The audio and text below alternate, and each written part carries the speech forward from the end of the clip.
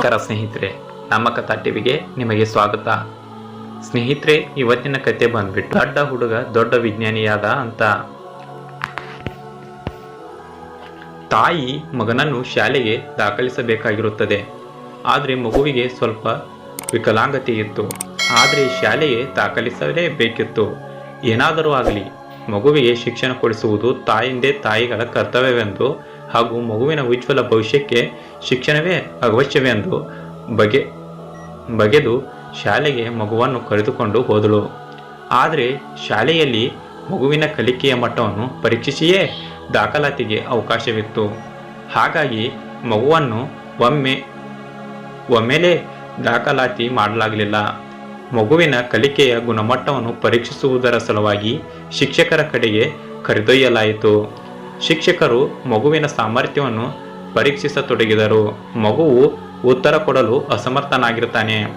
ಆಗ ಶಿಕ್ಷಕರು ತಾಯಿಗೆ, ನಿಮ್ಮ ಮಗು ಕೇಳಿದ ಪ್ರಶ್ನೆಗಳಿಗೆ ಸರಿಯಾದ ಉತ್ತರವಿಲ್ಲ ಹಾಗೂ ಅವನ ಕಿವಿಯ ತೊಂದರೆ ಇದೆ.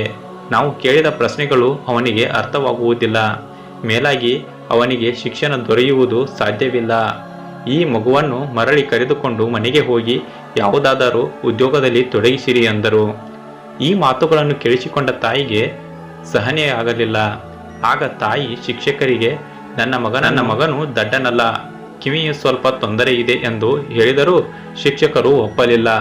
ತಾಯಿ ಮಗನನ್ನು ಕರೆತರುವ ಮುನ್ನ ಈ ಶಿಕ್ಷಕರಿಗೆ ಹೀಗೆ ಹೇಳಿದಳು, ನೋಡಿ ಶಿಕ್ಷಕರೇ, ನನ್ನ ಮಗನನ್ನು ಜಗದ ದೊಡ್ಡ ವಿಜ್ಞಾನಿಯಾಗಿ ಮಾಡುತ್ತೇನೆ, ಹೀಗೆ ನಾನು ಶಪಥ ಮಾಡಿ ಹೇಳುತ್ತೇನೆ ಎಂದು ಹೇಳಿ ತನ್ನ ಮಗನನ್ನು ಕರೆತಂದಳು.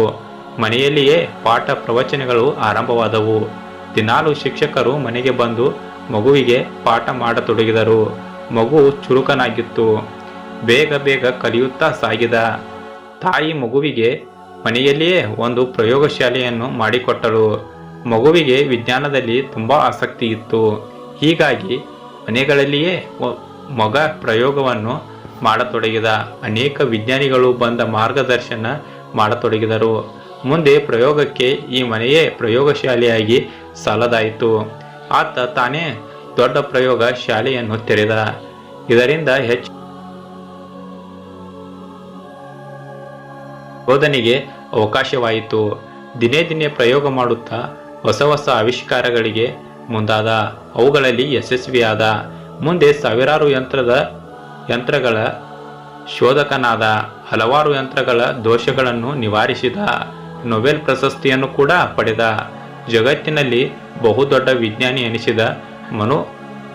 ಮನುಕುಲಕ್ಕೆ ದಿವ್ಯ ಕೊಡುಗೆಯನ್ನಿತ್ತ ಮಹಾಪುರುಷ ಅವನೇ, ಹೆಸರಾಂತ ವಿಜ್ಞಾನಿ ಥಾಮಸ್ ಆಲ್ವಾ ಎಡಿಸನ್. ಹೀಗೆ ದೊಡ್ಡ ಹುಡುಗ ದೊಡ್ಡ ವಿಜ್ಞಾನಿಯಾದ. ಸ್ನೇಹಿತರೆ, ಕತೆ ಇದಾಗಿತ್ತು. ಈ ಕತೆ ಇಷ್ಟ ಆದರೆ ಲೈಕ್ನ ಮಾಡಿ ಮತ್ತು ನಮ್ಮ ಕಥಾ ಟಿವಿನ ಸಬ್ಸ್ಕ್ರೈಬ್ ಮಾಡಿ. ಕೊನೆಯದಾಗಿ ನಮ್ಮ ಕಥಾ ಟಿವಿಗೆ ನಿಮ್ಮ ಬೆಂಬಲವಿರಲಿ. ಮತ್ತೆ ಮುಂದಿನ ಒಳ್ಳೆಯ ಕಥೆಗಳ ಮುಖಾಂತರ ಸಿಗೋಣ. ಧನ್ಯವಾದಗಳು.